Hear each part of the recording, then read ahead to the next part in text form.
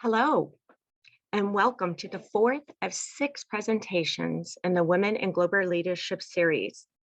My name is Kimberly Conley. I'm the Senior International Officer and the Director of the Office of International Programs at the University of Kansas Medical Center. I serve as the President of the Board for the International Relations Council in Kansas City, and we are so pleased to have you here with us today. The International Relations Council strengthens Kansas City's global perspective by maintaining an active dialogue around world events, global issues, and their impact on our community. As a nonpartisan educational nonprofit organization, the IRC values informed civil discourse, accessibility, and substance as we work to sharpen our community's 21st century global acumen.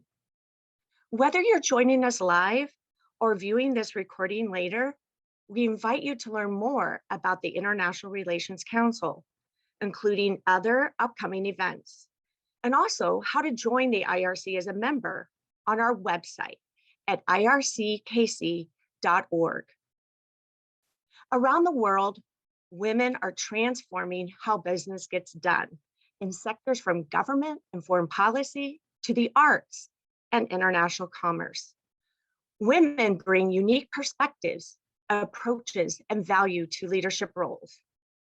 This is certainly not new to any of us.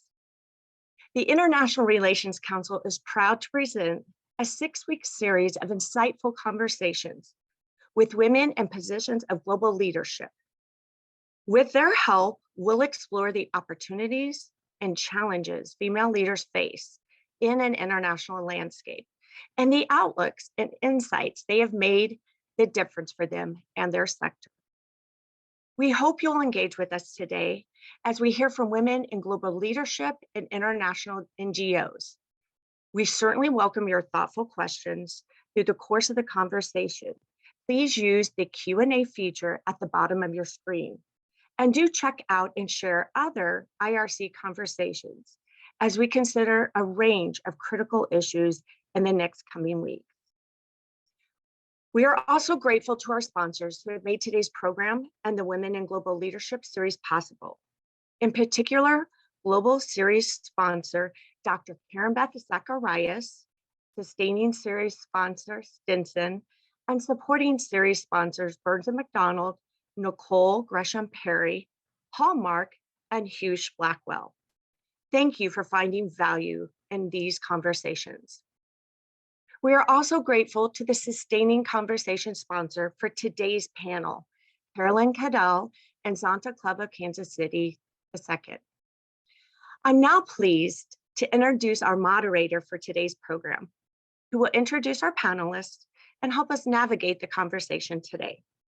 Eileen Perky-Pyle is Children Emergency Relief International, CERI, Director of Marketing and Development. In her position, Eileen develops and implements all aspects of CERI's annual development plan to augment revenue for child sponsorships, devise creative marketing strategies that promote CERI sponsorships and overall mission, and generate both internal and external facing content to create meaningful connections for the agency. Throughout her career, her work in children's advocacy has taken her across borders to serve in the Ukraine, the Philippines, and Honduras. A native of Eagle Pass, Texas, Eileen is fluent in English and Spanish and holds a Master's of Public Administration and Nonprofit Management degree from the University of Missouri, Kansas City. Eileen, thank you so much for being with us today. Please take it away. Thank you so much, Kimberly. I can't wait to jump into our conversation today and to focus on the unique value and perspectives that women leaders bring to international NGOs or international nonprofits. But before we get started, I'd like to introduce our panelists today. So we have Vedka Bondarkar. She serves as a Chief Operating Officer and oversees all impact efforts at water.org. She leads the team responsible for working with financial institutions, global investors, and other sector leaders to empower millions of people in need with access to safe water and sanitation. We also have Teddy Naluwu, who leads the efforts of Unbound Kampala as a national program coordinator, supporting the work of more than 9,000 families overcoming extreme poverty in her home country of Uganda. And then finally, we have Nithya Sharma. She is a seasoned strategy professional with Women's World Banking, focused on inclusive finance, fintech strategy, and digital innovation. She brings nearly a decade of experience in leading strategy engagements for global clients with a proven track record of driving sustainable business growth and social impact. Welcome to the three of you. We're thrilled to have you. Now let's get started. As a woman in global leadership, I'd love to have each of you share your story as a leader in international NGOs. So specifically, if you can, each of you highlight what has your career trajectory looked like and what experiences have brought you to where you are now. And Vitka, if we can get started with you. Sure. Thanks, Eileen. And it's a pleasure to be here today. So I have to say, I'm a newbie in the NGO sector. So I've been with water.org now for what's coming up to 6 years. But as you can perhaps make out, this is not my first 6 years of working. So this is my second career, sort of. So I spent 25 years before this in investment banking with both Indian banks as well as global banks.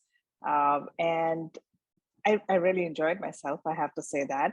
But I started thinking for some time, what's next? And do I want to look back once I've retired? And do I want to look back and say, hey, is investment banking, is that all that you did?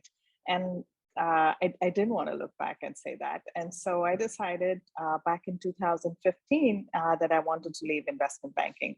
I did not know where I was going to go or what I was going to do.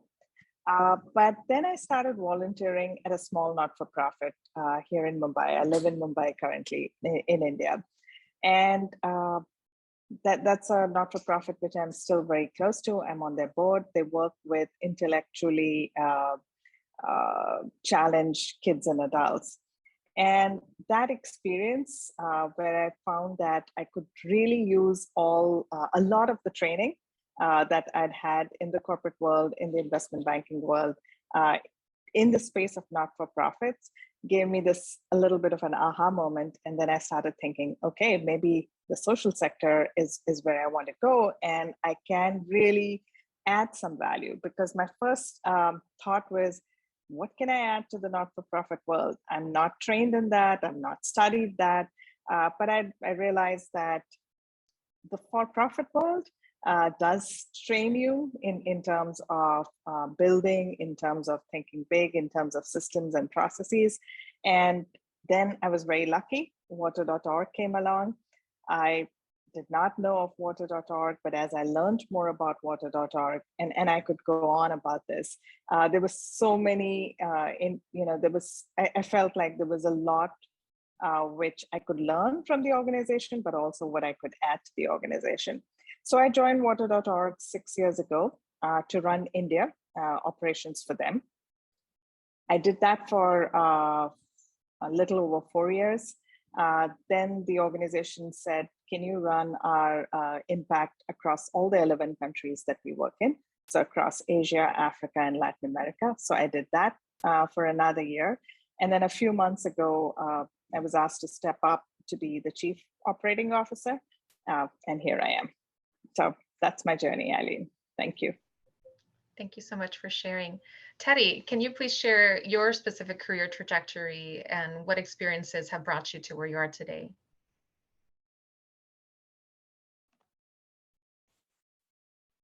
Thank you very much, and greetings to you all. My name is Teddy Naluwu, the country coordinator Unbound Kampala. I must mention that through my school time, I never had a thought of becoming a leader in the sense of how we understand leadership now. that is being in charge of giving direction. Although I had responsibilities that I would qualify as having been the start of being a leader. That is, in my secondary school, I was a house prefect, but also at university, I was the Minister of Culture in my hall of residence. And when I started working with Unbound, my first leadership position was managing a weaving project. And my responsibility was to oversee production and marketing, training youth dropouts, and promoting weaving as a viable income generating activity among rural households, since most women and girls were traditionally engaged in weaving, but not considering it as a viable source of income. So during that time, we had a number of self-help groups producing art crafts that we marketed across the country. And I remember, based on that performance, I was given another responsibility as the leader of livelihoods development among the self-help groups that we were serving.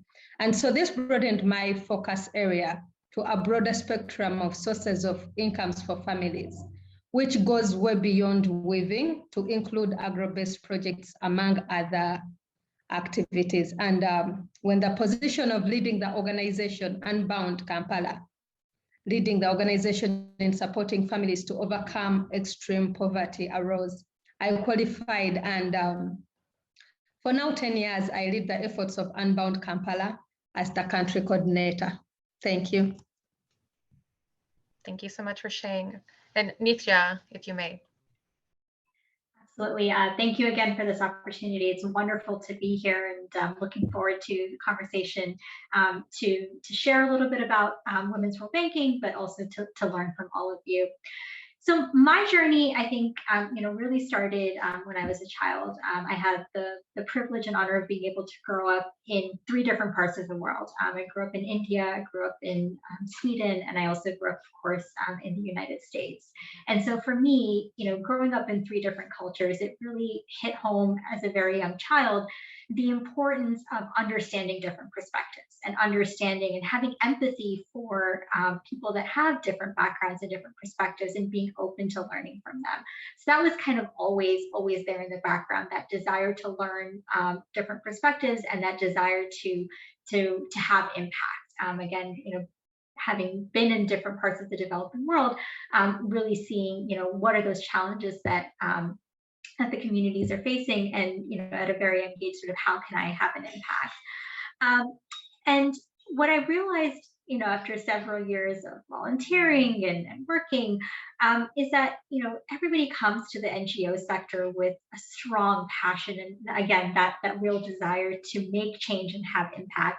But really, you still need those strategic thinking, management, and leadership skills, just like the private sector, just like the for-profit sector, to really make a difference and to really bring that leadership skill to the nonprofit sector. So that was kind of where I went to business school, and then I also got a master's in international development to really, again, hone in on some of those skills that I felt that I wanted to contribute to the NGO sector. Came out of that, I started my career as a researcher and consultant, working mostly in corporate healthcare consulting with boutique firms.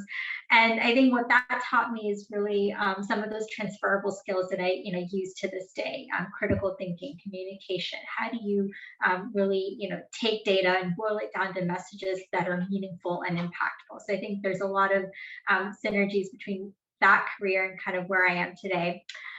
But again, always felt like something was missing, right? Something was missing in terms of that passion that I had. And so I had the fortune to come to Women's Role Banking about 6 years ago. And now I lead strategy here at Women's Role Banking. So it's really a wonderful opportunity to blend, again, my passion for women's empowerment, my passion for social impact, with the skills that I wanted to bring to the space in terms of strategy, critical thinking, and analytics. Just 10 seconds about Women's Role Banking. So Women's Role Banking is a global nonprofit. We've been around for 40 years, and our mission is to advance financial inclusion for women. So bringing financial products and services and ensuring that women are not only accessing them, but also using So we don't stop at just sort of the checkpoint of access, but really taking it to that next step of making sure that women are actually availing and using the full suite of financial services that are available to them. We have a global reach. We are over 55 partners in over 30 countries, and our partners reach more than 85 million women today. And we drive impact through a couple of different ways.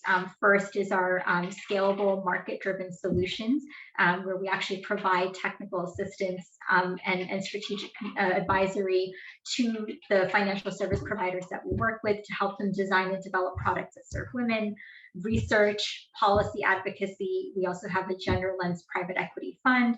And of course, we also run a robust clinic of leadership and diversity programs geared towards regulators in the priority markets that we work in, as well as some work with financial service providers to elevate women leaders.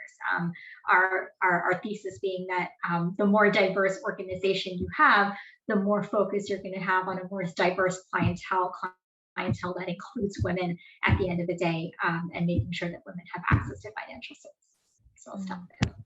Yeah, thank you so much for sharing. Vidka, I'd like to go back to you, and if you can answer, the question of the hour is, what are the unique perspectives? What is the unique value that women bring to leadership roles at NGOs? Okay, I'm almost tempted to sort of turn the question on its head, but I won't. Well, I guess I'll just make one statement. I think they're good leaders and they're bad leaders. There are good women leaders and some not so good women leaders. And similarly, there's some very good men leaders and there's some not so good men leaders, right? And so I wanted to get that out of the way. But I think, to your question of what makes good leaders in a not-for-profit world, and who are the good women leaders in a not-for-profit world, and because I made the transition from the for-profit world to the not-for-profit world, I want to give you a little story. So when I was making this transition, I went and met an ex-client of mine. This is a person who used to head M&A in a very large mergers and acquisitions in a very large software company. And he'd made the transition a couple of years before me and to the not-for-profit world. And then I went up to him and said, hey, give me advice. I'm moving to this sector. And I said, what should be the do's and don'ts that I look out for? And he said a couple of things which have stayed with me. And I think that will probably lead to the answer to the question which you asked me. So first thing he said was the for-profit world sort of trains you that every problem is solvable. And you just throw resources at it, right? You throw people, you throw money, you throw any other sort of resources, alliances, and it is solvable. And that's what you're trained to do. And that's your training. The second thing he said was, there is this big trust deficit between the for-profit world and the not-for-profit world. And so beware of that, be aware of that. The third thing he said was it's sometimes incredibly hard in the not-for-profit world for the organizations to work with each other. It's probably harder in the not-for-profit world than it is in the for-profit world, which was sort of counterintuitive to me, right? Because it didn't make sense. In the for-profit world, everybody is chasing after the same profit pool. So how is it that they can work with each other, but the not-for-profits don't? And then the last comment he made was, you work with a much more diverse set of team members in the not-for-profit world compared to what you're used to. And remember, my training or a long time was investment banking, which, in some ways there's homogeneity. You do have people of all nationalities, all backgrounds, etc., but there is some sort of homogeneity. And so those were, I do think that was great advice. And that's how I would answer your question, which is, I think the best leaders in the not-for-profit world are the ones who have the humility to understand that the issues that we are working on are large, are complex.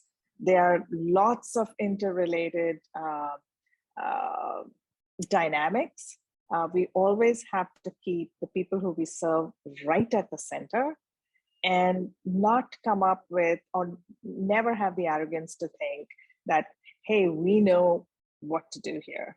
Really listen to the communities and keep them at the center. So I would say good leaders have the humility. They have the resilience, right? And the not-for-profit world, I think, throws so many things at you. So you have to have the resilience, you have to have the can-do attitude, you have to have the ability to sort of lift yourself up and say, okay, this didn't work, how about this? So that's the second thing. Third thing is you have to embrace the sort of teams you have the really good fortune to work with. And you have to embrace all the different skills which people bring, and how can you sort of harness it all together to solve what you're trying to solve. And the last comment I would make is partnerships, partnerships, partnerships. I think, again, in the not-for-profit world, it's completely ridiculous to think you can do everything on your own. So you have to have partnerships with all sorts of stakeholders, with the governments, with other NGOs, with the communities, with corporates, with organizations which do complementary things, which might seem competitive. It doesn't matter. You have to and you should work in partnerships because, again, the issues you're trying to solve are so large. So those are the good leaders, the ones who are humble, the ones who are resilient, the ones who embrace and lean into partnerships, and the ones who are able to harness and work with teams of incredibly diverse backgrounds and skills. Perfect. Thanks, Eileen. Thank you so much. Appreciate for those insights. Nithya, I'll go back to you. I'm curious to hear if you have faced any challenges, specifically as a woman leader, that you don't see as much in other sectors. Yeah, I think that's a really interesting question. And, for me, one of the big things about the nonprofit sector in particular that stood out to me is that a lot of the problems that we're trying to solve affect women, right? So when you think about, water, for example, Vedika, to your organization, COVID, we saw that not only were women on the front lines, but women were, especially the low-income women that Women's Role Banking, our segment, were the ones that were most affected, whether it's, income loss from businesses having to close during lockdowns and such. And so I think, for me as a woman leader in the nonprofit sector, echoing what Vedika said, but I will add that I think empathy. I think empathy is the biggest skill or the biggest asset that we can bring to the table. And I mean we in the sense of any leader, right? I'm not trying to say that it's only women that are empathetic, but I think that to me has been some of the challenges that we faced is that it is the women that are being affected. And as a woman leader, how do you elevate those voices? How do you make sure that that those voices are coming out? And to echo again Vedika's point about partnerships, right? I think that is super critical and has been again a challenge for the nonprofit sector is how do you partner with big private sector firms that have different objectives and different goals. So really being able to show what we call the business case, right? Proving to them that not only are women, at least from my perspective, our perspective, not only are women the right thing to invest in terms of social impact, but that they're the smart business thing to invest in when it comes to financial services. We have data that shows women are better borrowers. They repay more. They have lower NPLs, non-performing loans than male borrowers. Women save more. They save more frequently than men. Women use the money that they have towards improving their household and their community and their lives, whether it's investing in toilets or sanitary facilities for their home, such things. And so, those are all the impacts that we want to see. But then when you're trying to have a conversation with somebody that's coming from a different perspective, how do you still prove to them that that women are a good investment? And I think that's been a challenge. And then governments, right? So Women's World Banking does a lot with trying to influence policy to make sure that the ecosystem is leveled out and that you have the robust ecosystem where women can thrive. Policies such as national identification, know your customer requirements. How do you make that in a way that women can actually open bank accounts easily? And often, one of the biggest hurdles or challenges we run there is competing priorities, especially in the last year, of course, when you have competing things like COVID, climate change is going to be the next big thing. But at the same time, going back to what I started my commentary with, those things are what are going to affect women. Right? We already see that, again, women are on the front lines of climate change. They're the ones dealing with it, and they're the ones being affected by it. And so how do you link all of that together? So I think those are some of the challenges. And again, it's not challenges that are unique to women leaders, right? These are challenges that everybody faces. But I think, as a women leader, just having a heightened awareness and heightened appreciation for some of those challenges, I think, will help us succeed. Yeah, thank you so much. I want to just echo something that you said that I think is so powerful, is that being a woman leader, I feel like puts you, and I'll paraphrase here, but puts you in a kind of in a shared position as many of the beneficiaries that NGOs serve. Many of the things and programs that organizations or NGOs specifically are aiming to focus on and improve the lives of others is based on a household level. It's caregivers, many of whom are women, our grandmothers, are the aunts and the moms and the older sisters, and many decisions for families that impact education, health, livelihoods start with women. And so I feel like it's such a unique perspective to have women in global leadership, because we get to understand those many decisions that the very people we're aiming to help are making. Teddy, I want to go back to you. I loved hearing a summary of kind of your career trajectory, where you talked about, being a leader, heading a whole country operation for 10 years, in Uganda. That's such a unique experience. And I imagine that in those 10 years, you've learned to identify things that you're good at. I'm curious to know what you feel is one of your greatest strengths that are unique to being a woman, and how you feel this benefits your organization on a daily basis. Thank you. I'm sorry I have to keep switching off my video because of my internet connection. But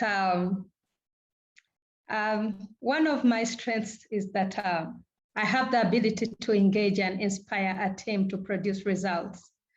And I really delight in working with people, valuing, trusting, and engaging relationships.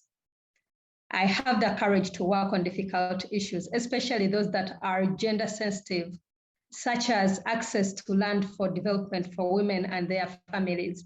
And I give this as an example, given the fact that traditionally women have challenges of acquiring property, but also working on their economic statuses to be able to live lives that are worth living. But now the question comes to, I as a woman leader who has experienced some of those inequalities, how do I get to support ladies, women, young girls, but also the female staff I work with, to inspire them to the cause of changing some of these inequalities to ensure that actually women are elevated to a higher status of life, at least close to or equal to men. So one of my strengths that I really delight in is the ability to influence teams, to dialogue and get in thorough discussions, to influence people to see matters of such inequalities in the right direction, thereby working together with men and women to bring about the desired results. Thank you. Thank you so much. And I'll add another question here. We're going to transition a little bit to the specific work of NGOs that is unique to our sector. And so in our work, a big focus we have on girls, right? The young women, the future leaders. So Teddy, if you may first, and then Vedka, I'll have you take a second to answer on this one, is how are NGOs specifically as a sector including the voices of girls and empowering them to be future leaders? Please say that again. How are NGOs, so as a sector, including the voices of girls and empowering them to be future leaders? Okay, thank you very much. One of the work the NGOs do is, for instance, setting up flat platforms, but also being a part of networks that are fighting for the rights of the marginalized, in this case, the women and girls. And so setting up platforms, but also working well to empower girls, the women, to set up groups, to be support units from where they can voice out concerns, from where they can get necessary information, to be able to understand situations, appreciate situations that are not favorable, and work out ways together on how they can overcome such situations, to have a collective voice to ensure that they can actually speak together as one voice. And so we as an organization so much facilitate mothers groups, or rather women and girls setting up small groups as those support units from which they can voice out, but also be agents of change by working on small issues in community that actually show and guide the other community on how to move forward, or at least show out to others that whatever is happening is not right. So these people are kind of, in these platforms and support networks and groups, they are able to be exemplary. They are able to also take action, but also the English word is gone. I'm trying to find it. They also work as those people who push for say meetings so that leaders in community can take action. So that's one of the works we do, mobilizing women, girls in groups to ensure that they speak out for others, but they are aware, they have the knowledge, and they can take the front to change situations in their communities. Thank you. Thank you. Vedka. Sure. So I want to talk a little bit about what we do, what water.org does, and what drew me to this organization, and then lead into the specific question you asked.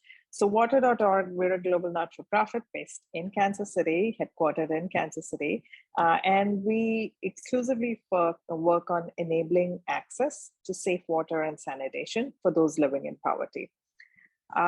We are a 30-year-old organization, and way back when we started, we were a very traditional NGOs, so giving money to communities to dig wells. Very soon realized there isn't enough money in the world, and but the reason I want to link it to women and girls is I just want to share two pieces of statistics with you. Right, every day, women and girls spend 200 million hours per day collecting water. Just think of that for a second, right? They also spend 260 million hours per day finding a place to relieve themselves. And that is just such injustice, that is such mind-numbing statistic that And it is true, when women and girls don't have access to safe water and sanitation, they are the ones who are the worst impacted, right? Because they are going to collect water. It's often the mother's responsibility. Young girls drop out of school because they're helping their mothers collect water. Or when they don't have access to safe sanitation at home, they have to go very early in the morning. They have all sorts of health problems. And again, there are safety issues, there are privacy issues, etc. So lack of access to safe water and sanitation really impacts women and girls very adversely. The good news is that the the flip side is also true. So when a family does get access to safe water or sanitation, the positive impact on the young girls and the women is much, much more than the positive impact on the boys and the men in the family. Everyone gets positively impacted, but the positive impact on the women and the girls is just so much more. And that is the reason I joined water.org, because being able to help, being able to empower a woman or a young girl with access to safe water and sanitation. And that changes so much. Girls go back to school. Women get so much time back. They spend some of that time just relaxing, but they also spend some of that time helping their families get better income. And that's how, through our work, we are hoping and we aim to, amplify the voice of the girls. And I want to take just 2 minutes and give a very quick example from the field. This is 3-4 years ago. I was in a village near Bangalore, which is in the south of India. And I met this mom and her daughter. The daughter goes to school. Mom's name is Mary and the daughter is Rosie. And they really wanted to tell me the story. So the family, Mary, sent her daughter away to live with some relatives in a bigger town, because that village where they lived, they didn't have very good schools. So Rosie went away to this bigger place, and she was happy. She enjoyed her school, but she didn't want to come back home during summer vacations. And the mother was distraught. And she said, "Why don't you want to come back?" And she said, "You know what? I've got used to staying in this bigger town where there is a toilet at home, where there is a bathing facility at home. I don't want to come back to my home. I miss you, but I don't want to come back home because there's no toilet." And that was such a huge thing for the mother. And she said, "You know what? This can't continue." So Nithya talked about self-help groups. She talked about micro-lending institutions. Her mom, Mary, was a member of this. She got a loan, built a toilet, and then the daughter started coming home to visit her parents in school in summer vacations. And now Rosie is in college, and they both just told me the story, and it touched me so much. Empathy, again, what Nithya talked about. That's how we amplify the voices of the women and girls. Thank you so much. Eileen. What a powerful story. Nithya, if you may answer this question first. I know with NGOs, some of the unique perspectives that are unique to NGOs is that, we work with many stakeholders. We work with donors, many of whom live in higher income countries in the developed world and places where have, best or better quality of life. And then much of our work is focused in places, the lower income countries where maybe, there are a bit more unrest or, just security or whatever it may. So I'm curious about your experience and your perspectives on being a woman leader and either traveling or working with these different cultural groups, having to wear a different hat as a woman leader, and maybe even in places where, your voice at the table isn't as welcomed or as respected, as a male voice would be. Yeah, thanks for that question. I think that's a really important one. And I think, I'll start by saying it's all about fluidity, right? Like you need to know how to sort of code switch, if you will, and relate to the different groups, right? And I think, that is something that, a lot of women leaders that I see, good women leaders have, is again, the ability to relate and empathize. I'm going to go back to that word, but relate and empathize with different stakeholders. And I think, traveling in the developed world or developing world is not always easy, right? There have been times where, even to think about what I pack in my suitcase, for example, right? Making sure that the clothing I have and what I'm bringing is culturally appropriate for, where I'm going. And And I think, one of the interesting things is a lot of the work that I do when I do travel is actually talking to the women, right? So I'm actually going out into the field and doing, focus groups or interviews or getting to know. And then it's coming back to the client or the boardroom and sharing that perspective back, right? And so, when I'm out in the field, for example, when I'm in India and I go out into the field, I'm wearing a salwar kameez, right? I'm wearing the local dress, and I'm relating to the women, because women also, the communities we work in don't want to see some, Western NGO worker coming in and trying to tell them what to do, or they get scared. They're like, why are you asking me all these questions? And so again, it's about relating to the end customer, the end user that you're trying to help and you're trying to serve. But then, yes, bringing that back to the boardroom and sometimes sharing tough truths.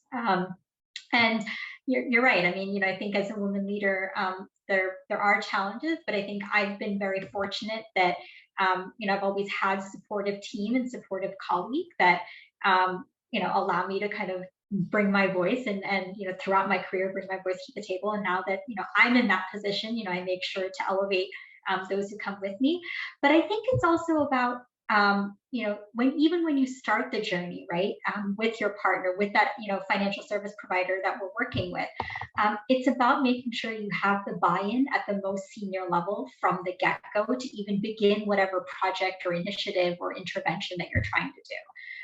And I think by doing that, as a woman leader, you're able to get that buy-in, so that when you come back at the end and you're sharing your conclusions or you're sharing results, everybody's been brought along the journey with you. And I think that would be kind of the what's worked for me as a woman leader, is making sure that I'm bringing my stakeholders, whether it's a donor sitting in New York, or whether it's the male CEO of the bank that I'm working with, but making sure that they're brought along the journey, and that I'm communicating in a way that resonates with them, not changing the message, but delivering the message in a way that resonates with each of the stakeholders. And that's how I think women leaders are able to elevate their voice at the table. Perfect. Thank you so much. I appreciate that. I'm going to take just a couple seconds and let our audience know, for those of you that are joining in and listening in, if you have any questions for any of our panelists, anything that you heard that sparked an interest in you, please feel free to ask a question through the Q&A function here in Zoom. And if when the time comes, we will be sure to take questions from the audience. So feel free to ask questions in the Q&A function there. Let's transition over now to diversity, equity, and inclusion. So DEI, it's something that is changing sectors all around the world. Every sector that we know of is being touched by the need and the power of diversity, equity, and inclusion, and even justice. And so I'm curious to hear from each of you, just your take on either what you're seeing happening in the NGO sector as a woman leader, what you're seeing in the NGO space, what actions are being taken so that the sector as a whole is more diverse, more equitable, and more inclusive, or your personal experience also as a woman leader through the intersectionality of, not just gender, but race, ethnicity, or language, or socioeconomic status. So I'm just going to open this one up for all three panelists. And Vedka, we'll start with you, and then we'll move on to with Teddy, and then finally with you. So just give me your perspectives. We'd love to hear on DEI and what you're seeing, what you've experienced. Thank you. Thanks, Elaine, for asking this question. Again, this is a conversation which I'm really delighted we are having across my organization, but across the sector too. And it was interesting. So as I said, Water.org, we work in 11 countries. So we work in Asia, we work in Africa, we work in Latin America, and then we also have a team which is based in the United States, right? And so, when these conversations were really heating up last year, it was interesting to see what was on people's minds in different countries, right? So in the United States, for my colleagues, racial justice, race was on top of people's mind, and that's what they wanted to engage with. That's what they wanted to talk about. That's what they wanted to, focus on in terms of what the organization should do, can do, and should be doing. Across the world, outside, there were colleagues who were focused on inclusion from a gender lens. They were focused on inclusion from an age lens sometimes. So young versus young and more experienced. They were focused on ethnicity. And then there was also this bigger issue which does come up, which is language, and how that can make people feel included or excluded. And you might do all of this unknowingly. And so we said to ourselves, you know what, we're going to have different sets of conversations. We're going to have global conversations because, diversity does not automatically lead to inclusion. And you really have to work hard to make sure that diversity actually leads to inclusion. And what should we be doing? What are the steps we should be taking so that diversity does lead to inclusion? And we're also going to have regional conversations. And then also, what are the absolute must-dos? What are things which we want to aspire for? And how do we get the maturity? How do we create a culture where it's, people feel confident and they can have conversations and they can point out and say, hey, you know what? This was not right. And you might have done it unknowingly, but this is what it sounded like. How can we support each other? How can we be the voices for each other? And I think it's a journey, and we are on a journey as an organization and as a sector. But I am so glad that we're all recognizing that and that we are on this journey together. Thank you so much. Teddy, do you have any unique perspectives on diversity, equity, or inclusion, whether it's at your organization or at in the NGO sector in Uganda or globally?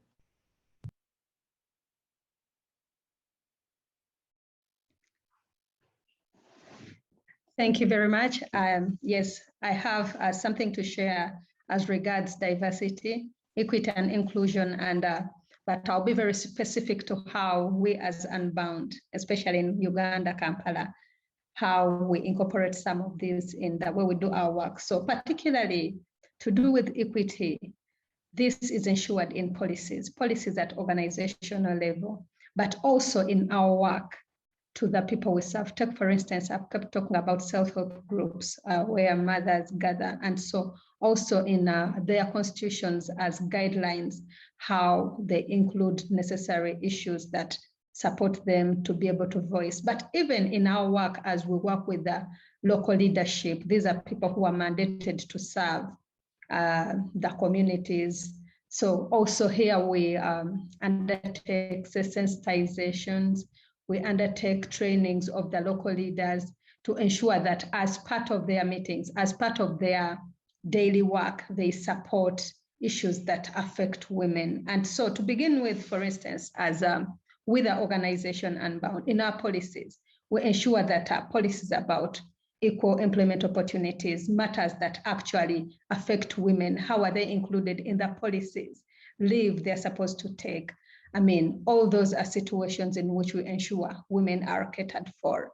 But also in our work, we ensure that we create platforms where the children, the girls, the women can voice out concerns that are hindering their success in life. Take, for instance, we have girls set up safe spaces where they can discuss, but also have maybe counselors and other people to support them to answer their questions and guide them on how to move forward. But we also have like set up radio talk shows, TV talk shows. These allow us particularly to air out views to communities such that the communities know and are aware of situations that really affect people. And so for that matter, setting up platforms that voice out issues that affect women particularly is very important for us, and also policies as guidelines that support in our day-to-day work, but also that inform policies even to a local level by the implementers is something we really delight in, that so much portrays diversity, equity, and inclusion in our day-to-day work. Thank you. Thank you so much, Nithya. Absolutely. So this is actually a very important part for women's role banking, and a big part of the work we do. And like I said at the beginning, we run leadership and diversity programs specifically to build the capacity of women leaders within the financial institutions that we work with, to allow, because we know that the financial sector is very male dominated, right? And we see typically that women are actually 50-50 when it comes to the entry level positions, right? So if you look at straight out of undergrad or first job, it's actually pretty balanced. But it's when women start going up in their career that they're also making certain life choices that may prevent them from advancing as far as they would like to in their career. So I think as Teddy was saying, it's really about designing those policies, procedures, and structures in place within a company that allow women to succeed. And women's role banking does this in a couple of different ways. I mentioned our leadership program. So we actually work with C-suite levels and the next level of emerging leaders to make sure that they're getting that mentorship and coming into the program with that sort of built-in mentor and working on initiatives together. That's one. Number two, as I mentioned, we have a private equity investment fund. And through our investment fund, we've actually been able to, in the investment companies, we've seen growth in women leaders. We've seen that women are getting promoted. They are moving up in the ranks. And so again, as an investor, we've taken a stance to make sure that diversity or DEI initiatives are part of it.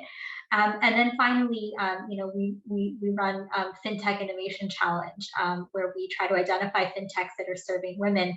But this year, for the first time, we actually launched a Female Founder Award, again, to recognize female leaders that are promoting these types of policies and procedures within their companies, and really, again, building women leaders. So for us, it's a critical part of the work we do. And I want to just leave with a couple of things. So first, we see that it's not just about having all women at the table, right? I think the key word here is diversity, right? You want to have different voices at the table. And we see that, again, women are often excluded, which is why you want to elevate them. And women, and we talked about race, we talked about, other, groups that may be excluded. It's about bringing everyone to the table. And research has shown that if you do that, you're actually benefiting the business. Businesses with 30% women board members are actually more profitable than those that are not. Investment has shown that, or research has shown that with fintechs in particular, an area that I focus on, women get half the investment dollars, but they generate twice the revenue. Right. Oh, so they're taking half the money and they're making twice the revenue as their male co-founded male founded fintech peers. And so I think, the data is clear. And I love this quote that I heard, and I wish I could remember the source, but, diversity is being included in the ballroom, but inclusion is being asked to dance. Right. So it's not enough just to be sitting around the table. Again, you often see, the token minority, the token this, the token that. It's not just about that, but it's making sure that you're included. And I think that's why the DEI part of this is so important. And that quote, I heard it a couple of years ago, and this always just struck with me. Diversity is about being in the ballroom, but inclusion is about being asked to dance. Wow, what a powerful quote. I love that. I love that. Thank you so much for sharing. We are at the end of our program. We're going to just transition quickly to some questions from the audience, and we have some really good ones coming in.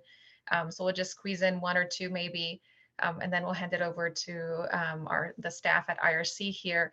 But in general, we have a few questions, and I'll summarize it into one is, think about, there are many women either at entry level or in middle management, or even women that are, sitting here listening to you or in a different sector altogether.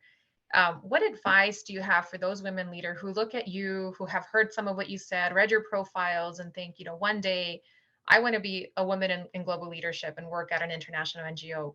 what general advice do you have for other women? And if any, what resources would you recommend to them? So Vedka, we'll start with you and we'll go back to Nithya and end with Teddy on this question here. So as I said, I didn't start in the social sector, but I would say if you're working in the for-profit world, and if you're thinking about making a transition, absolutely, please do. The not-for-profit world, and both worlds actually, need this combination of experiences. We need to keep reducing this trust gap between the for-profit and the not-for-profit world. And there's so many skills which come from from the for-profit world, which are useful in the not-for-profit world. If you are in the corporate world or consulting and you're thinking about, hey, I probably want to go to not-for-profit world, start taking baby steps. Maybe start volunteering at a place close by. That'll help you figure out what's the cause that really appeals to you. What is it that will make you passionate? Because you do need a lot of passion and enthusiasm in the not-for-profit world. So start taking baby steps, and then I can guarantee you one step will lead to the next. And like me, you will jump into it and never look back. Thank you so much, Nithya. I think the biggest advice I would give for anybody, interested or looking to transition, echoing what Vedka said, but adding that don't be scared to ask for advice, right? Don't be scared to reach out to people. I'm sure, I speak for all of us when I say we'd be willing resources and ear. But I think, don't be afraid to reach out and ask questions. If there's organizations you're interested in, leaders that you admire, don't be afraid to make that connection and reach out and get the information you need to make those decisions for yourself. I think, finding your passion, echoing that, I think that's a key one. And for me, it's not only about, if you're looking to kind of career switch or, make this kind of a second career, it's not only about just finding your passion, but where your skills are best matched, right? I think, we all come in with many different ideas, many different skills. So really finding not only the cause, but the role in the nonprofit sector that you want to play that plays to your strengths and your skills. Again, for me, that was strategy, right? That was thinking strategically, thinking big. That's what I enjoy, and that's what sort of from a skill level drives my passion, right? I enjoy that. So really being sort of in tune with your skills, your passions, your interests, and how you can bring that to the nonprofit sector. I think, those would be kind of the two, the two biggest things. Don't be afraid to reach out, ask for advice, learn about many different organizations. I think volunteering is a great way to do that. And there's many ways to volunteer, both, here at home, but also abroad, right? I know obviously COVID has changed a little bit of that, but I think, I'm hopeful that those opportunities will come back. I know Women's Role Banking, for example, we always engage, different volunteers for different tasks. So they're there and they're looking for talent, and they're looking for people like you who are passionate and have talent. So don't be afraid to reach out. Thank you. And Teddy. My message to everyone listening in, the ladies, please value education. Take education and take it to the highest level. Why? Because it has a direct relationship with leadership. And if you're to take on global leadership as a woman, education is first to its highest level. So please go for it. But second, I would encourage you to be ambitious. When opportunity comes, please seize it. Take it on, because our fellow women, girls are out there, and we owe them so much as women who are in leadership levels to be able to support them to also elevate themselves. So therefore, I would encourage you, please take education first as a priority to its highest level, but also seize opportunities, more so opportunities as leaders. Thank you very much. Thank you so much. Well, we've run out of time. What a meaningful conversation. I had many more questions that we could have asked, and many more from the audience as well. I want to thank each of the panelists for joining us and for this great opportunity to represent a sector that we, all four of us here, love very much and are very excited to be a part of. Thank you to the IRC for the invitation. Thank you. Thank you again for joining us. We definitely could have used more time. I feel like we could have talked for 30 more minutes, but unfortunately our time has run out. So we really appreciate you joining us for the 4th installment of the Women in Global Leadership series.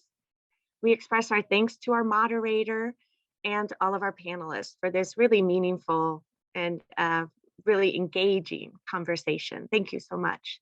We also want to thank our global series sponsor again, Dr. Karen Beth Zacharias, sustaining series sponsor Stinson, and supporting series sponsors Burns and McDonald, Nicole Grisham Perry, Hallmark, Hughes Blackwell, and thanks as well to our sustaining conversation sponsors for today's panel, Carolyn Cadell and the Zonta Club of Kansas City. Please remember to visit our newly designed website at the irckc.org to learn more about other IRC programs, including the remaining conversations in the Women in Global Leadership series, and also how to join as a member. We look forward to seeing you again soon, and thank you. Have a wonderful day. Thank you. Bye-bye.